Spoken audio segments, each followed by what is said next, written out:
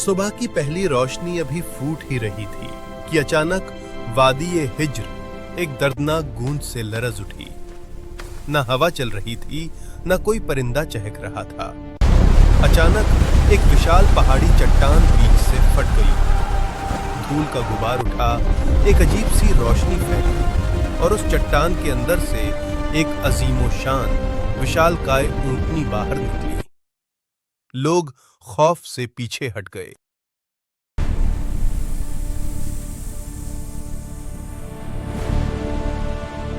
जब कौम आद अपने गुरूर और जुल्म की वजह से तबाह हुई, तो उनके दरमियान मौजूद कुछ मोमिन लोग, जिन्होंने हजरत हूद अलैहिस्सलाम की बात मानी थी, अल्लाह के फजल से बच गए। अजाब के बाद वादियों में सिर्फ टूटे घर और धुआं था। बचे हुए लोगों ने शुक्र अदा किया और एक नई जमीन की तलाश में निकल पड़े। उनका सफर लंबा और मुश्किल था। वे नज्द और हिजाज के रास्तों से होते हुए अल उला पहुंचे, जहां पानी के चश्मे और जरखेज जमीन थी। यहीं से उनकी नस्ल आगे बढ़ी, जो बाद में कौम समूद कहलाई। ये कौम वादी-ए-हिज्र मदाइन साले में आ बसी।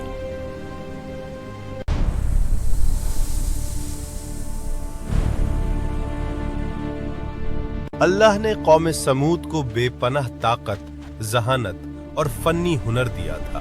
वे पहाड़ों को तराश कर आलीशान महल और शहर बना लेते थे। उनकी इमारतों की सीधी दीवारें, ऊंचे सुतून और बारीक नक्काशी आज भी इंसानों को हैरान कर देती है। उनके बाजारों में रौनक थी, बागों में खजूरों की महक थी, लेकिन नेमतों की अधिकता ने उन्हें अंधा कर दिया। वे कहने लगे, हमने अपनी ताकत से ये सब बनाया है, हमसे बड़ा बलवान इस दुनिया में कौन है। उन्होंने अल्लाह को छोड़कर पहाड़ों से तराशे हुए बुतों मूर्तियों को पूजना शुरू कर दिया। गरीबों पर जुल्म और सरदारों की मनमानी ही वहां का कानून बन गई।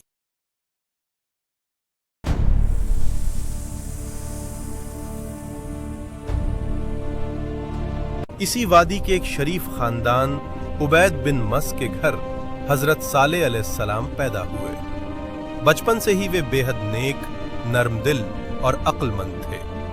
जब अल्लाह ने उन्हें नबूवत अता की, तो उन्होंने अपनी कौम से कहा, सिर्फ एक अल्लाह की इबादत करो, उसके सिवा तुम्हारा कोई माबूद नहीं। कौम के सरदारों ने उनका मजाक उड़ाया और कहा, ऐ सालेह, कल तक तो तू हमारा सबसे अक्लमंद इंसान था, आज तू हमें हमारे बाप दादा के देवतों से रोक रहा है। अगर तू सच्चा नबी है तो कोई निशानी दिखा। उन्होंने शर्त रखी कि सामने वाली चट्टान से एक जीवित ऊंटनी पैदा करके दिखाओ।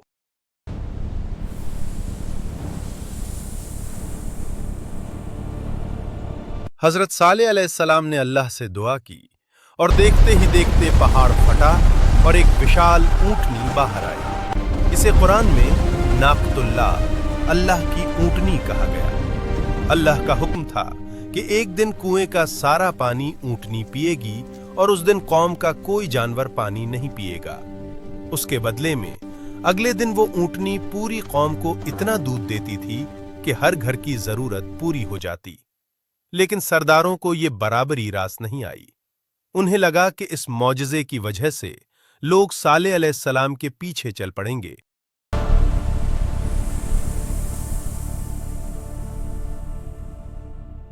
एक अमीर औरत के उकसाने पर कुछ नौजवानों ने साजिश रची। उन्होंने घात लगाकर उस बेगुनाह ऊंटनी पर हमला किया और उसे कत्ल कर दिया। हजरत सालेह ये देखकर रो पड़े और बोले, अब तुम्हारे पास तौबा के लिए सिर्फ 3 दिन है। पहला दिन, सबके चेहरे पीले पड़ गए।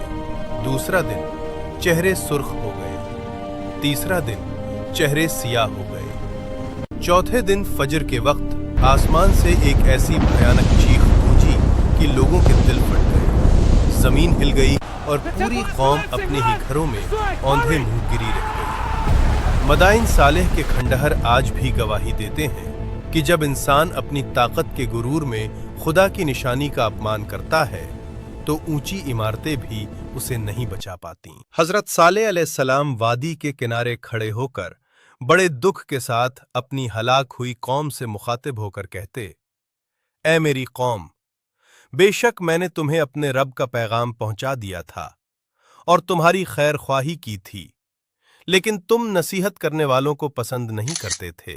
قرآن اور حدیث کے حساب سے ہم نے اس واقعے کو بیان کیا ہے۔ اگر کوئی غلطی ہو گئی ہو تو ہمیں معاف کریں اور کمنٹ کر کر بتائیں کہ اگلا واقعہ آپ کس کا سننا چاہتے ہو۔ تب تک کے لیے ہم سے جڑیں اور ہمارے چینل کو سبسکرائب کریں اور فالو کریں۔ السلام علیکم، ملتے ہیں نیکسٹ ویڈیو۔